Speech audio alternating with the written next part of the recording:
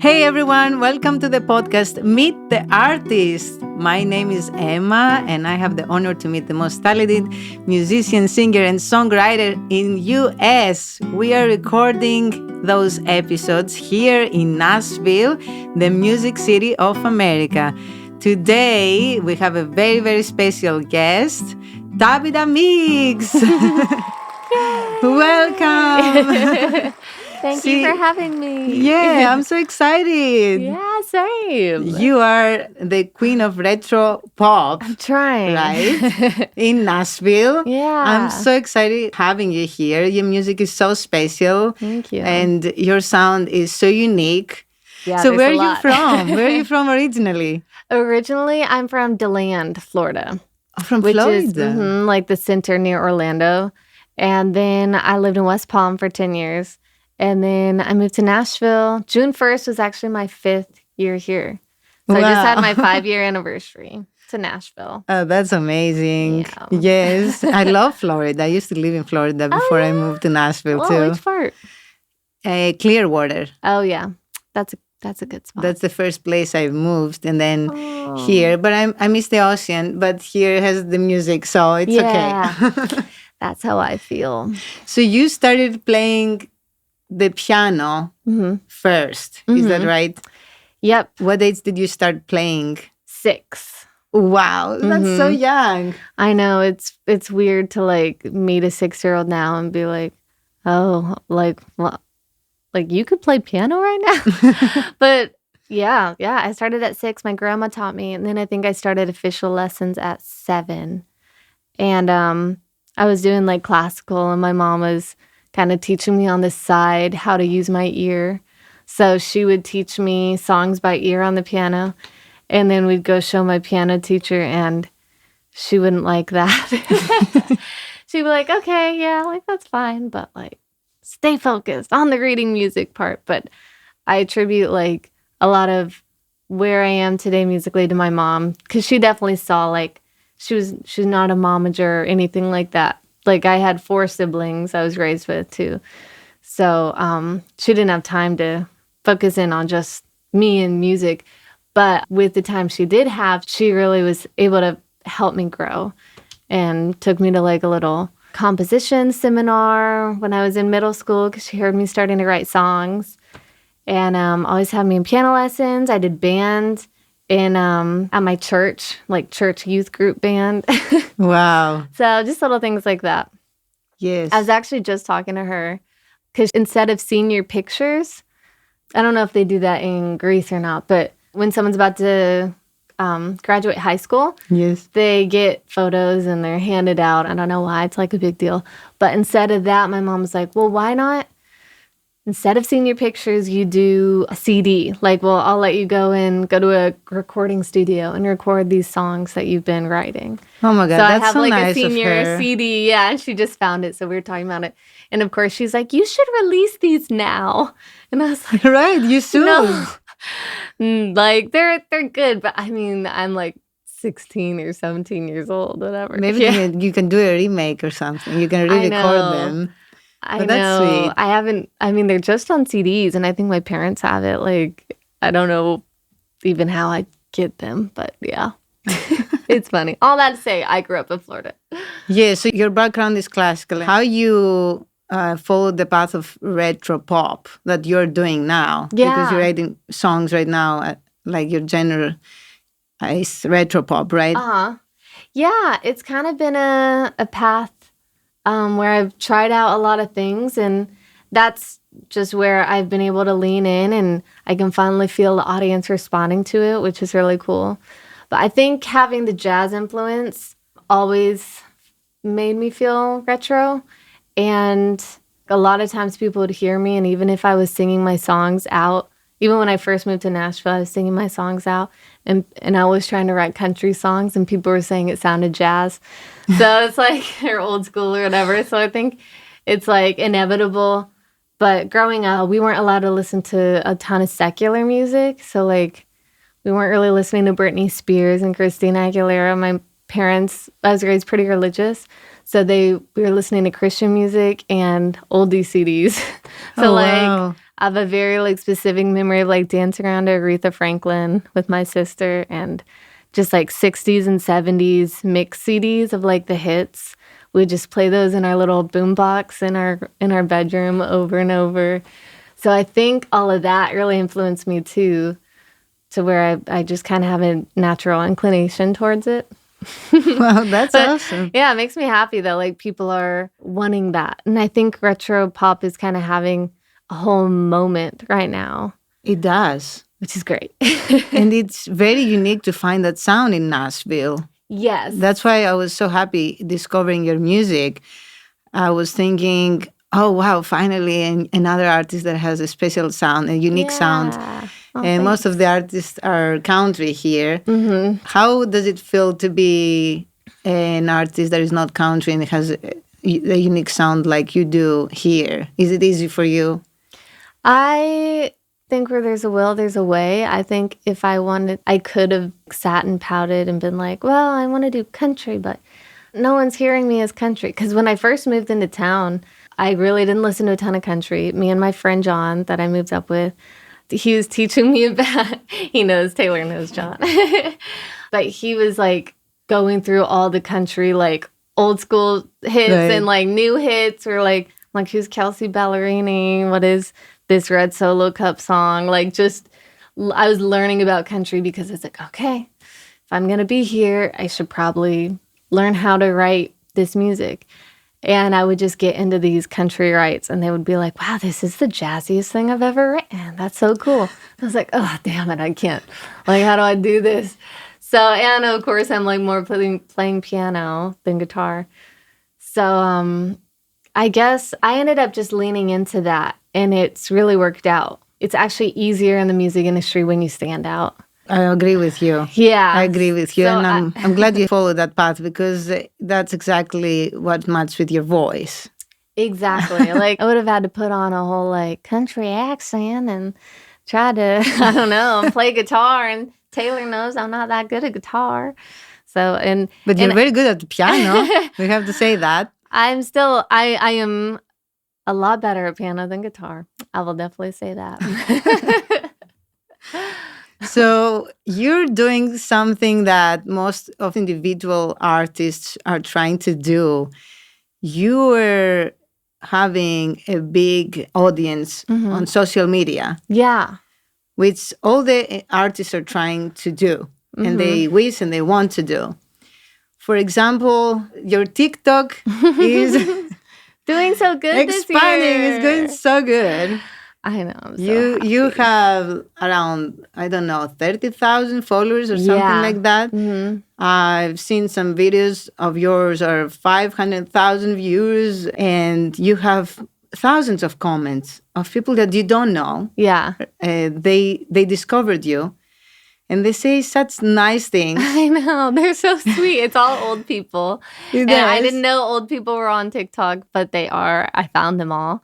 And they love my retro music. And so now I'm booking a tour in August. I'm going to announce it actually in a couple weeks. So I don't know when this will be out, but probably my tour will be announced. Middle of July. Okay, so it'll be out. It'll be announced. So yes, it will be announced soon. But it's been cool because all the TikTok followers kind of gave me the confidence to finally book a tour outside of Nashville. That's great. Because the company I work with that post every day, they only video me live and they make sure the audio is good and then they post it every single day. So a lot of the comments end up being like, oh, I want to see you live, which is great for me as I'm trying to build a tour. That's amazing. So, yeah, TikTok's kind of where I found more of a community out of all the social media platforms. I feel like the TikTok is the new platform that artists are using to take their music out there. A lot of people discover artists from TikTok and then they found them on Spotify or YouTube. Yeah. And that's exactly what, you did. So you have somebody that is helping you. Yeah. Okay, that's great. It's been a game changer. They're so great. All I have to do is book shows to play at and then they book their videographers, edit it, and post it for me. That's been new this year, but that's where I found the social media growth. It's come from them just consistently every day posting about it. And I That is pay great. them, but it's just worth it 100%. Game changer. Yes, it is. So the most popular videos on TikTok Yeah. is the Girl of the Hour. Yeah. I think the lyrics are very unique also and very interesting. I want to learn the story when you were writing that song. Yeah. Where- I wrote that with my producer, Teddy Morgan. And so we started with a Mellotron, which is kind of an oldie. If someone's a producer, they might know Splice, which is like a lot of sounds that you can like put in your songs. And so this is kind of like, I feel like the 70s version of Splice. Yes. So we found a really fun loop. And then we're like, oh, let's try and write something over that. And I wanted it because I love being in sync music. So I'm always trying to write something that could possibly work to be in a movie or TV show or something like that. But I wanted it to feel real and authentic, especially in the verses. And then the chorus could be more general. But the verses are like, I left the land, Yes. Coca-Cola in my hand to find my city. I left the land of Coca-Cola in my hand to find my city. Well, I dropped my man, I took a stand. Well, let's just say it wasn't pretty. If you know it's what you gotta do. So I'll go, and then I'll find the truth. Till I find the truth. Yeah.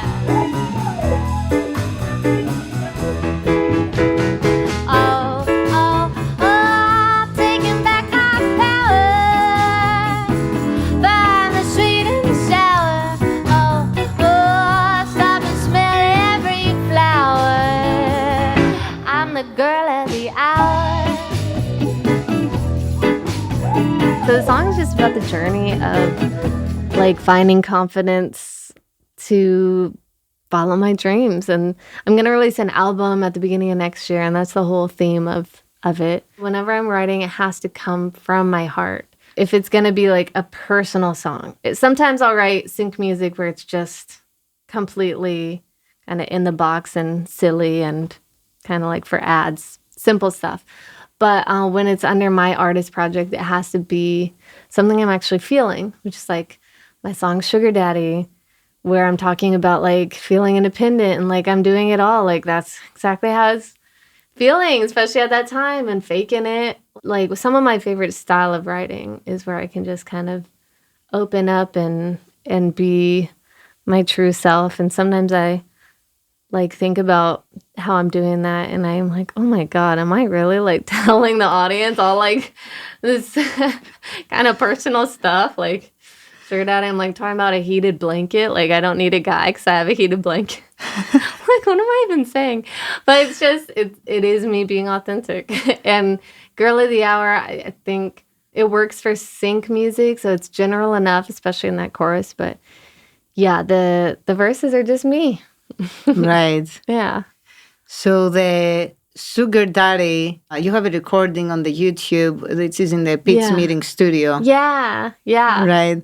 So for me, it's very great that you're singing it next to your Husband. Yeah. I love the curtains up with the money I earn. I'll check up on my stock. You got a lot to learn. And if I get cold as I go to sleep, well, my heated blanket is all that I really need. 'Cause I'm on Sugar Daddy and I'm my own housewife. I'll bake the bread that I wear, no go and spend it again on whatever I like. Work hard all day and I sleep damn good at night.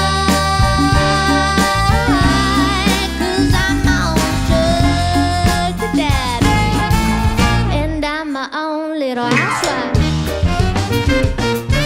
And then faking it, when I've heard those lyrics, I was thinking this girl is brave to put those lyrics out there, because a lot of people have those thoughts and they never put them on the song, or they never talk about it. Yeah. You have lyrics talking about the insecurities and stuff like that nobody's talking about, but everybody has. Yeah, I get way too jealous of girls who are younger. Shouldn't they stay in their awkward phase longer? Right? Yeah.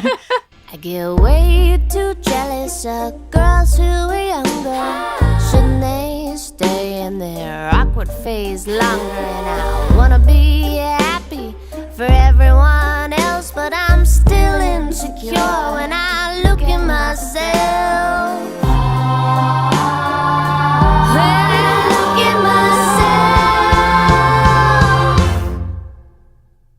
Are you out to spot faking it? I hope you're all faking it like me. Faking it like me. Are you out just faking it? I hope you're all faking it like me. Faking it like me. What was funny about it is I had girls that were like in their early 20s coming up to me and being like, oh man, like I totally relate to that verse. They're like, I'm like that too. And I'm like, what? Who are you jealous of? Like, they're jealous, I guess, high schoolers, middle schoolers. But it's like every female in whatever age they're in is like thinking maybe those thoughts come in when they're looking at someone a little younger, and that's okay. That's the whole point of the song. We're all faking it, and it's okay. Yes. So I'll go back to the sync that you mentioned. Mm-hmm. You wrote songs that they were featured in Netflix, Mm-hmm. Paramount Oh, yeah, Plus, Paramount Plus. Amazon TV. Got most of them now. Do you want to tell us where they used your music? Yeah. Let's see. Lately it's been a lot of Netflix, Selling Sunset, The Ultimatum. I had a Love Is Blind. So kind of like the reality TV shows. The way it works in sync music is I have a sync company that pitches it out. And a lot of the people who work on multiple TV shows, like the reality TV shows, they'll get kind of a bucket of songs that are easily cleared. So then they'll just use those songs. And so I've got a lot of songs in the reality shows from that. And then I just landed one. It hasn't come out yet, but it'll be for an independent Christmas movie, my song Ready for Christmas. I did a hotel ad recently for Girl of the Hour. And a Hallmark movie. That was 2 Christmases ago, but it was cool because it was the very last scene of the movie and they played my song. It was kind of similar to the ones you were saying that you liked. One of my slower ones was just me and the piano, Christmas with You. But yeah, that's been really fun. I love that world. I love that. That's also something that a lot of musicians are trying to do, and you just did it, you know? I was very single focused when I moved to Nashville. The first year I was just kind of gaining an understanding and trying to figure out what I wanted to do. But basically when I moved in 2020, by 2021, I made a post about it. I was like, hey, everybody, I'm an artist now. I'm going to be releasing my own music. And sometimes you just have to like put it out there. And I'm a big fan of manifesting and saying, you know, speaking what you want to come true into existence before it does. But yeah, I remember 2021, I made a little post. I was like, I'm an artist. I had no songs out. I was writing a lot of songs. And then it took a year, I think, until I released my first song. But I think it was in the middle of 2021 that I got my first sync deal with a company.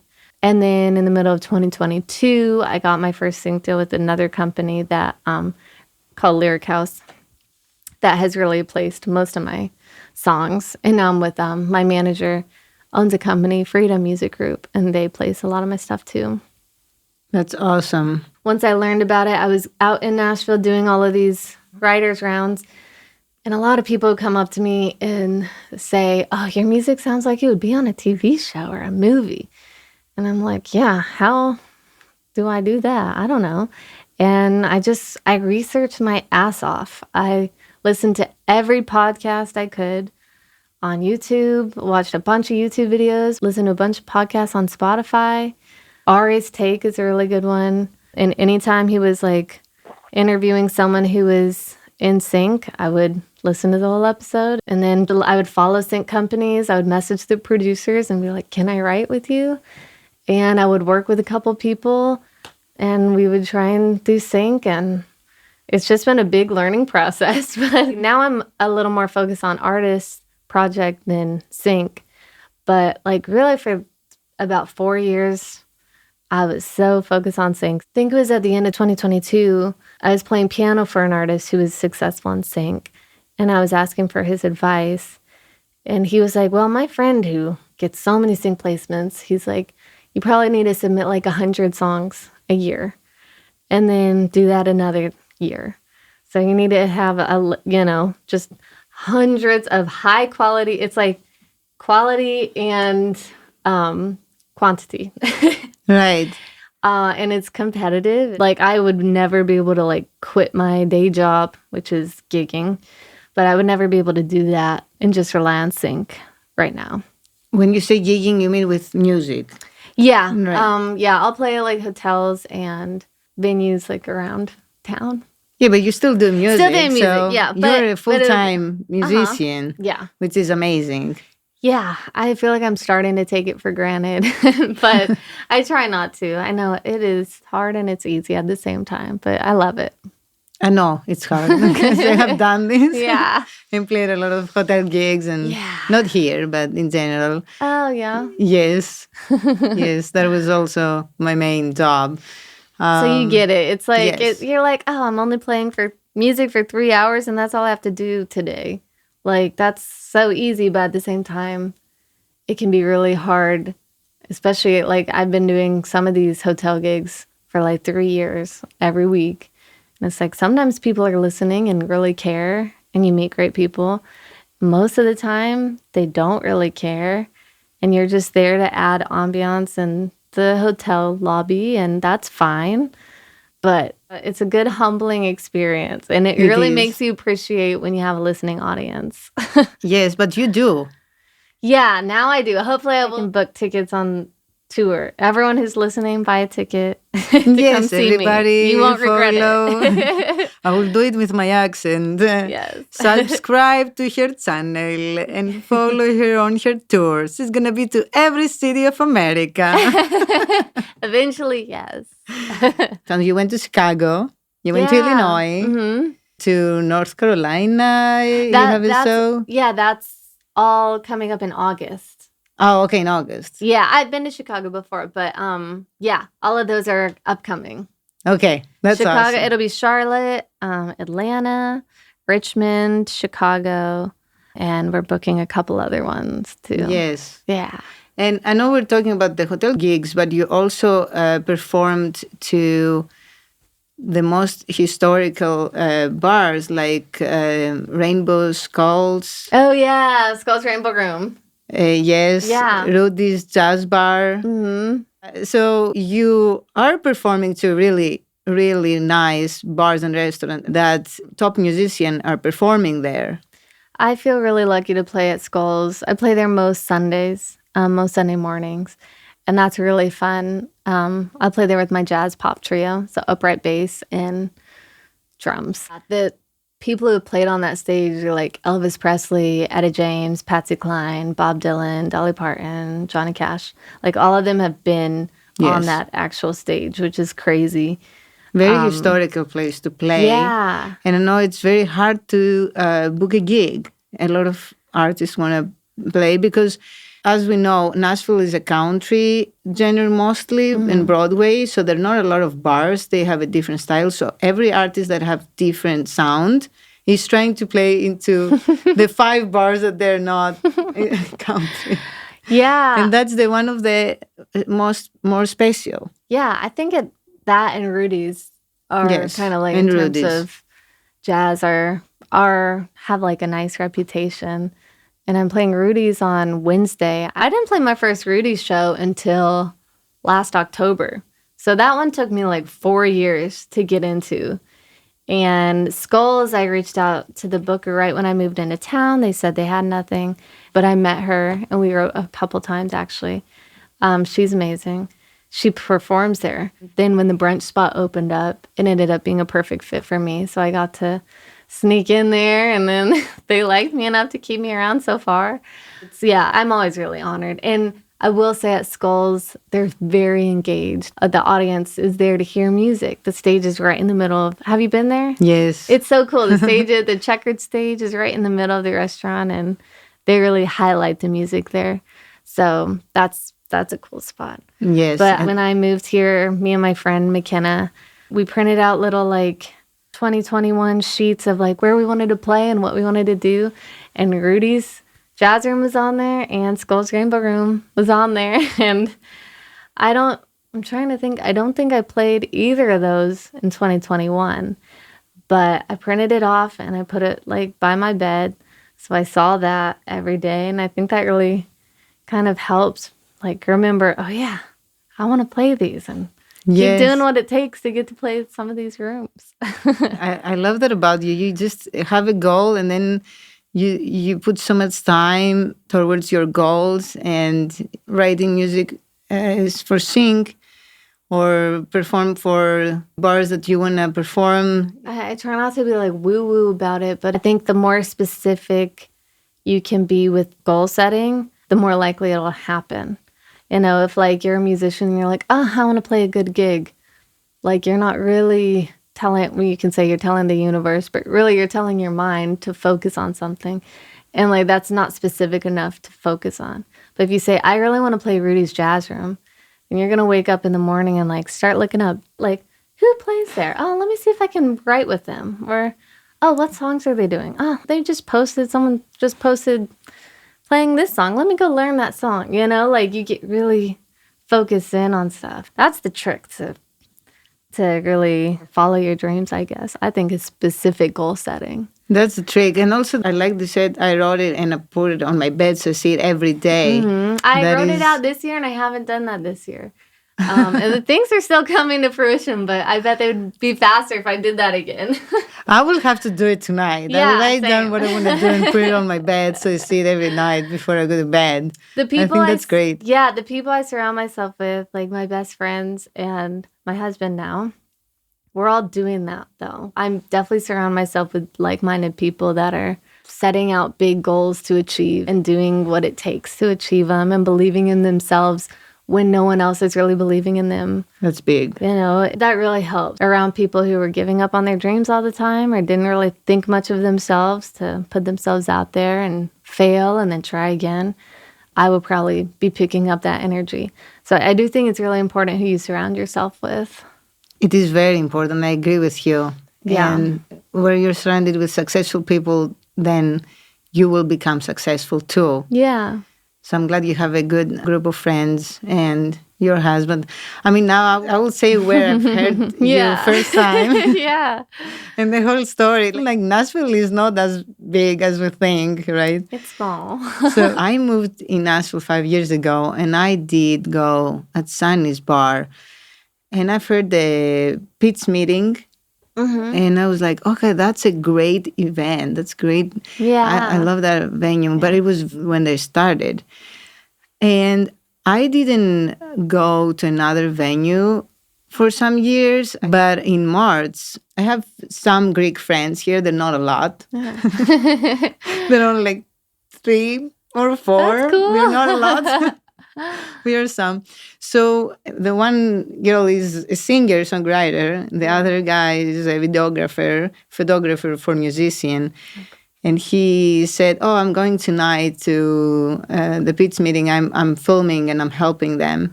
Oh. So that's how I went there. Yeah. And I said, okay, I've seen the growth that they did on those 5 years. So wait, when did you go recently? When was that? At was Analog. that the Analog? Oh, yeah. From Sunny's to the Analog? From Sunny's to the Analog. And I could tell that they're much better playing together. Yeah. Yeah. And become more the place is cohesive. amazing. And I could feel the confidence. Mm-hmm. And I could see that they're doing live streaming with 5 different cameras, and they were in the control, and another person in other control. I'm like, okay, that's super professional. I was so happy for them. That's cool. For people that don't know, it's an event that people can sign up, and then they play the original with a full band. Yeah. So you literally go on the stage, you say, that song goes like this, blah, blah, blah, blah, and then and the chorus goes like, blah, blah, blah, and it's like, okay, we got this. And then they go and they play. Yeah. Unbelievable. It is. That's a real talent right there. And I love any musician that does this. So you get up to the stage, and I was writing down names that catch my eye, and I like their voice or their songs. Yeah. So you get up on the stage, and I said, okay, I write down your name. Whenever I start the podcast, I will shoot you a message. That's how. Do you remember what song it was? I'm curious what performance. I can't. Do you remember what song you played? Maybe it was Girl of the Hour, because I Probably. haven't done a ton at Analog. Did I? I don't think you did another. Pink hair that time? I can remember because it was a lot of things going on that night. Yeah, Also, it was a chaotic night. I've met a lot of awesome people. Yeah, it's a great networking event. Yes, Yeah. it's great, and it's crazy how big the line was to write the names. Good. That makes me happy. Yes, that makes me happy too. I wrote my name, but they never invited me. But next time they will. Yeah, yeah. They because they can't get through everybody. It's so many. It's so many people. And what makes it cool though, and Eric had a lot of grief about this at the beginning, because maybe like 30 people would sign up and then they would get through like 8. Right. And everyone around him was telling him, because Eric is hosting it, for people who don't know, that's my husband. But everyone was telling him, like, you need to hurry through people more, like, so you can get to more people's names. And he's like, that's not the point of the night. That's not the point. And like, he really, because you've seen it, he really takes his time with everyone. He's like, where are you from? Why do you want to be here? Like, what's your story? He always makes it different. Right. And then he'll try things out with the song and give people solos and showcase the person. Such a great venue. Like, I feel like it's one of my favorite in Nashville. Yeah. And then I didn't know that Eric was your husband. So I thought you were just a random person. I know. I sent you a message, and then I say the other funny story. And then I say, that's the address of the studio we're going to record. Yeah. And then you said, I did the podcast here with Tyler, which is behind those cameras and the sound. He's changing the cameras and he's doing the sound. So I've heard the podcast, and that's where I learned that you're married with Eric. I had no idea. No idea.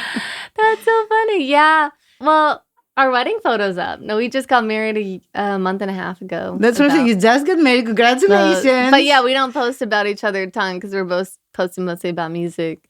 Right. Yeah. He doesn't really match my aesthetic. No, so it's your first podcast.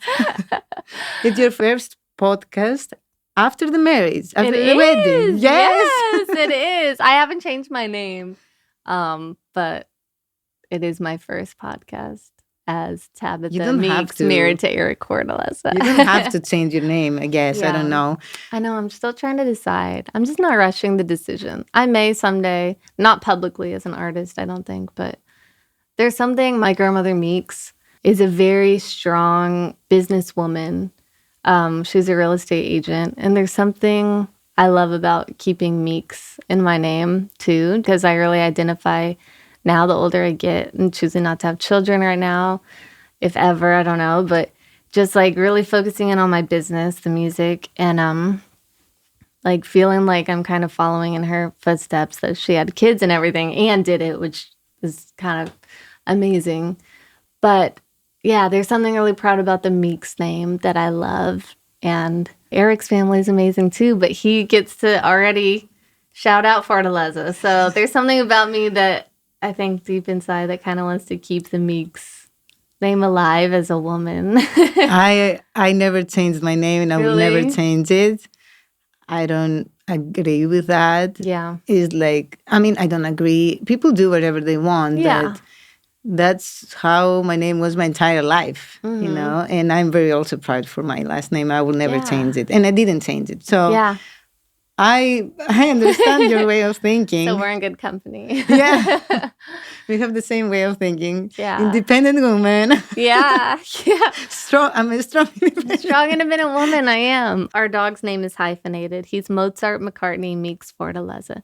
But the Meeks still comes first. I love that. Did you get your dog before you meet your husband or No, after? we got him like about a year ago. Oh, that's Yeah, sweet. I love him. Yeah, that's cute. He has to meet my dog. Well, he hates other dogs, so Oh, he won't okay. be able to, until we get that, or he's in training.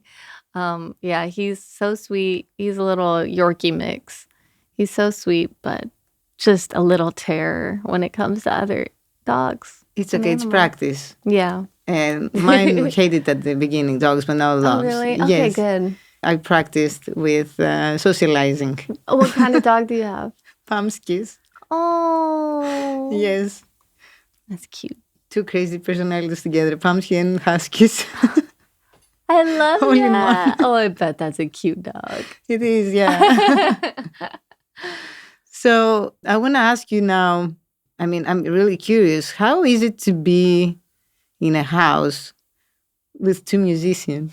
I remember telling myself, I don't want to do that because I did have the bad experience. But thinking now, later, Yeah. I'm thinking it's good at the end of the day because you can grow together, you can help each other, you can share the same goals. And I think if everything is happening the correct way, Yeah. it can be really good for the couple. What do you think? Yeah, I love it. I think every couple is different. Like, I could totally understand how it wouldn't work for everyone.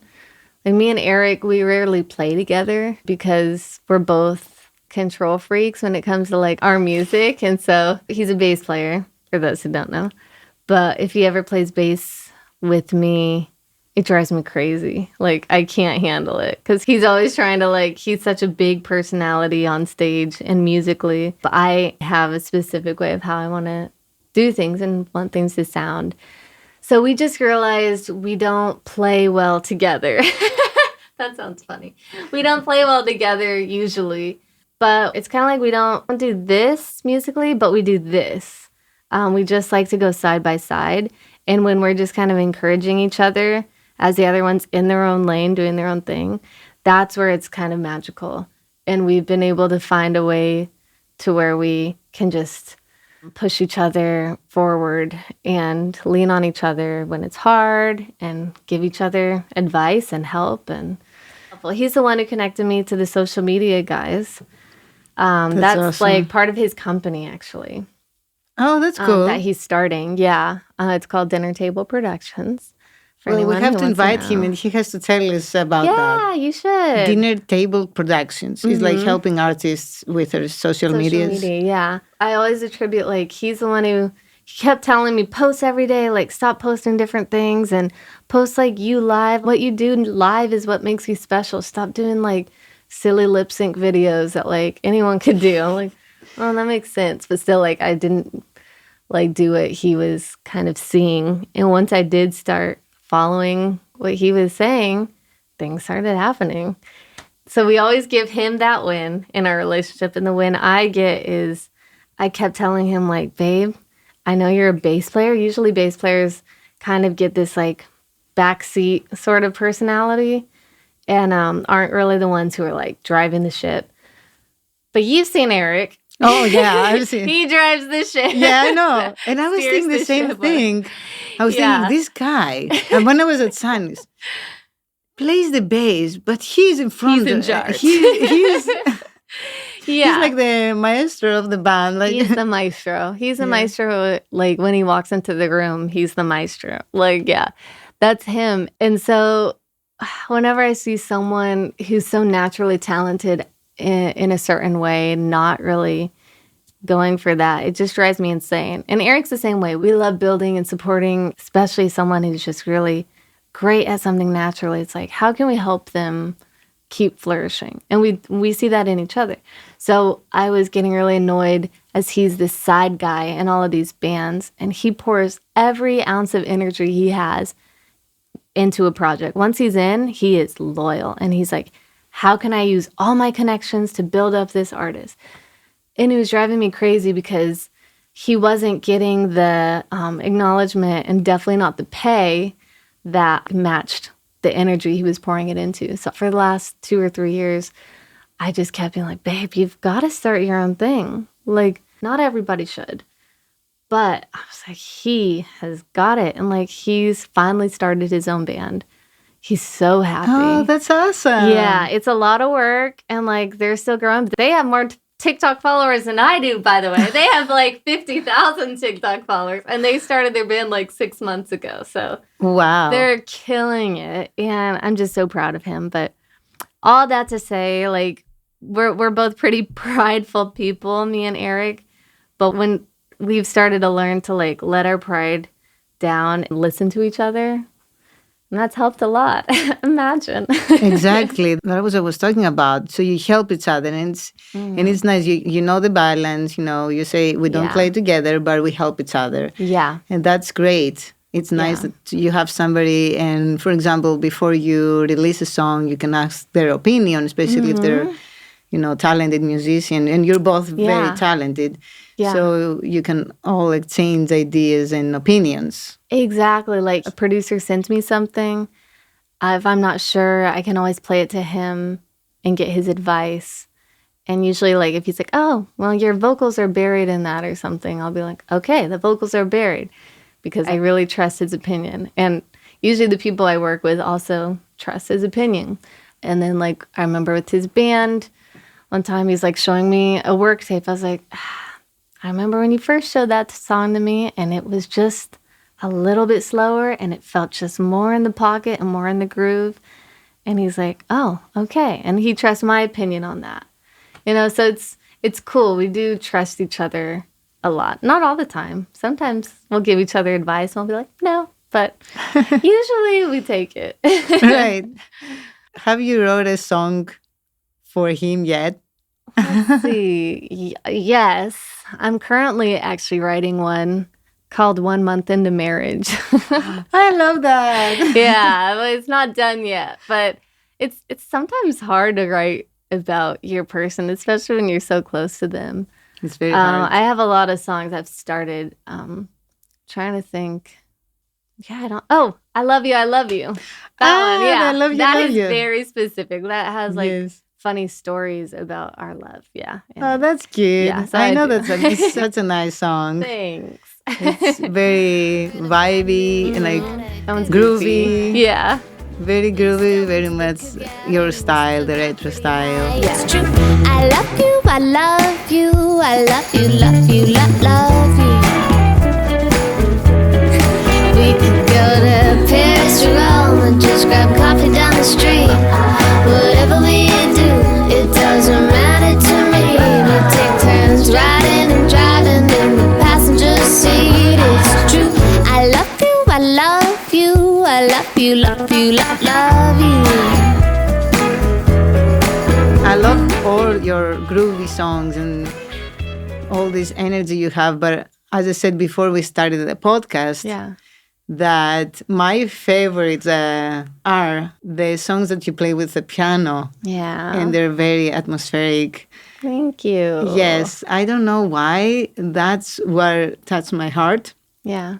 So when I was discovering your music, I was listening you on Spotify, and the song named The Grand Finale starts playing, and I started listening to it, and I remember I had goosebumps. I was like, oh my God, that song is one of my favorites, not of yours, in general. Thank you. And then I was thinking, that song I could literally picture on a movie. And I didn't really know that you're doing the sing back then. Yeah. And then when I learned that, I was like, okay, it makes sense. Mm-hmm.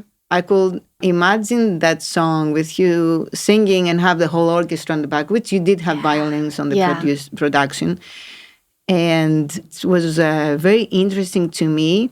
You started with the champagne and the confetti, but then it was connecting with the most sad thing it will happen to a relationship, like, breaking up. Yeah. And another thing I liked on that song is like, this is where all it ends, but then you connect with this is where all it begins. This is where it all begins. Yes. Yeah. So I'm like, how clever that is. It's all ends, but also a new beginning. Yeah. Thank you. Yeah, I wrote that with Georgia Edgeworth. She's amazing. And she's the producer of it too. And she really kind of let me be myself on that one. Because kind of what I was saying before, sometimes when we're writing for sync, we kind of forget to be ourselves. And I think especially on that one, we were both trying to tap into what felt most natural for me as a musician and an artist. I could write those slow, jazzy ballads all day. Like, they're easy for me to write. They're natural. It's just, yeah, I really loved writing that one. So I brought in that idea, and she loved it too. And yeah, I'm so proud of that one. We released it New Year's Eve, I think. Yes. Actually, grand finale of 2024. Grand finale. Amazing song. Did you start writing for Sing specifically, or you just had the inspiration? I think I had the title grand finale first. Right now, since I moved to Nashville, I always am going to have the sync in mind. And sometimes I'm like, I really want to make sure I write this like simple without so many details, so I know it could work for any sync scene. And sometimes I'm like, oh, it's in my mind, but I'm not really going to pay attention to any of the sync rules. So I think for that one, I was like, let me really tap into my emotion. Because that's part of writing for sync too, is you just want to write something that feels any certain way. Maybe it's like feels really good, or maybe it feels really sad and emotional, like grand finale. But as long as you're tapping into an instant emotion, I think it'll be successful for sync. And that's the one that's kind of the process of that one. But it hasn't landed a sync yet, so well, it has will. to. I feel like it's made for a movie. I don't know. By listening to it, I could picture the champagne, the people celebrating, and then, yeah, it's for like the bittersweet end, where it's like the couple that like in the movie where they didn't stand a chance, or maybe like, oh, were they going to be together? No, but it still ended up okay, like La La Land, Right. Hopefully I didn't spoil the ending for anybody, but they don't end up together, and you kind of are like, you wish that they would have, but at the same time you understand why they didn't. And that's kind of that song. It's like, okay. Right. But also it's about like, oh my gosh, like something huge and amazing just ended in my life. Don't I at least get like a big moment, a big grand finale, like where shouldn't the orchestra start playing? Like This is a huge moment. Sometimes endings just you're just gone, and you're like, what just happened? True. Pop the champagne and confetti. Can you admit that you were ready to say goodbye the entire time? One last glance as you turn around. The big crescendo happens now to say goodbye. One last time, do we get a grand finale? The big finish to our story. I believe in happy endings still today. Did we get a standing ovation? I'll get the orchestra to stop playing. Don't watch me cry as I walk away. As I walk away. True. And you do have another song like a similar vibe. Oh, House of My Dreams?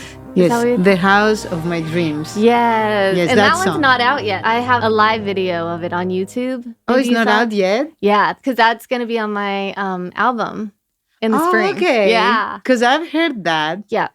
And I also related a lot with that. Yeah? How did you relate to it?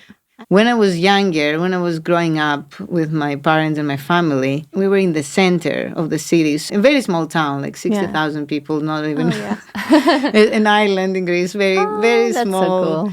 Very, very different, from here.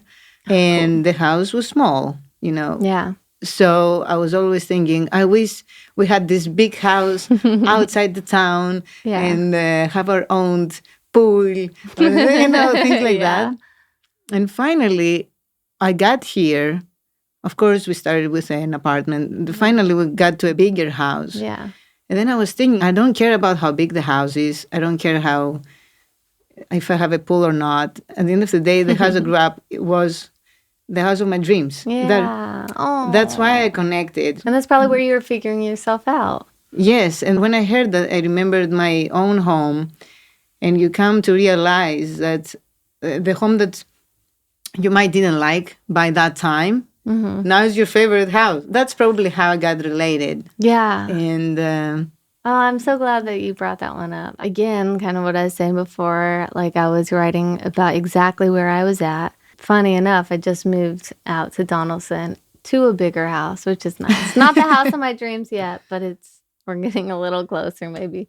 But the house of my dreams in this song, I lived in this tiny, tiny apartment for the last 5 years. And it's just where I was dreaming, where I've been able to, kind of manifest and chase my dreams and follow my heart.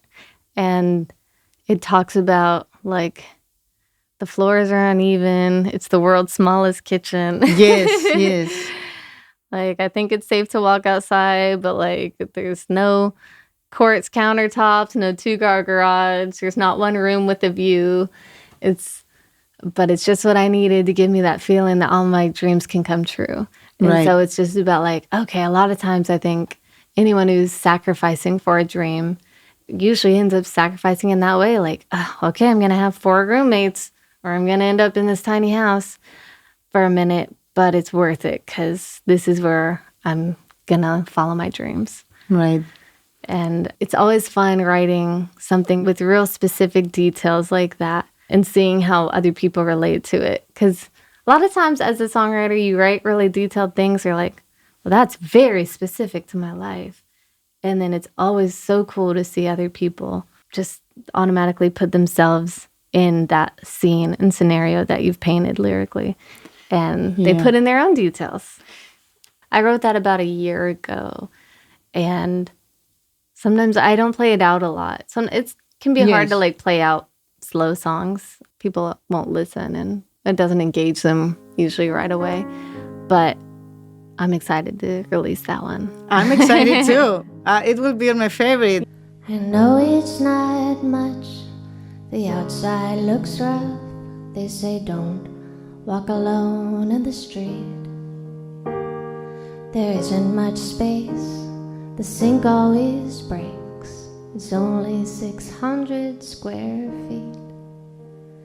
The floors are uneven. It's the world's smallest kitchen. But there's something special inside. These rooms hold the tears and tell the tales of the years where I found what I want out of life.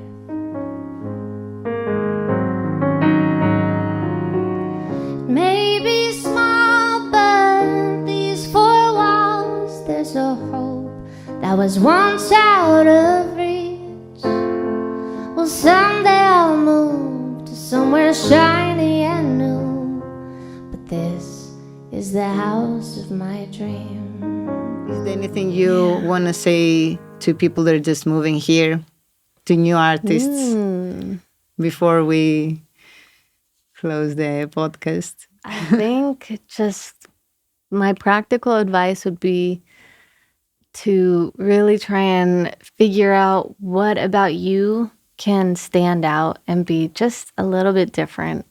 And that's going to make the world of difference in how easy opportunities come.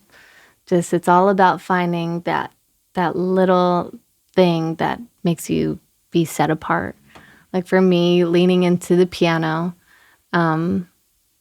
like I remember the very first person I met, the guy in the duplex next to me, he said, "Oh, what do you guys do?" to me and my friend. And he's like, "Oh, I'm a bass player." And I said, "Oh, I'm a songwriter." And I just saw, when I said songwriter, his eyes just glazed over. Like, he didn't care. A songwriter in Nashville, that didn't matter. Yes. So then I started introducing myself. I play jazz piano. And then I saw people, oh, well, that's interesting. That's different. And then it just piqued their curiosity. I'm still a songwriter, but I was just able to like find that little thing about me that could help stand out. So I think when you move to Nashville, try and find that out and test things out.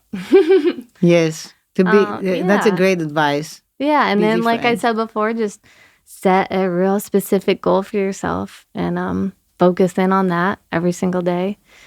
Meet people, go out and meet as many people as you can. Be a good person.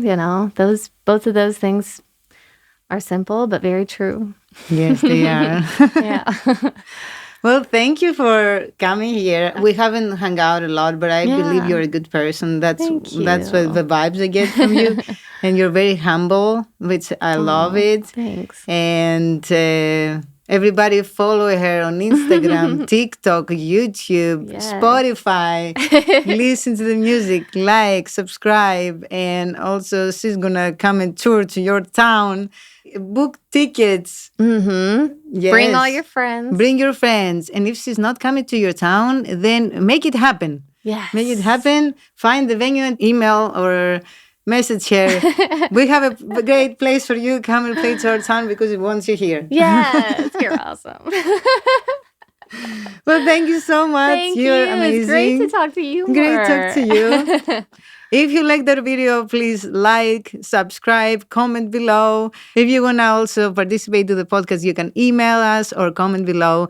Thank you so much for watching the video. Thank you for being here. Yes. And have a good night.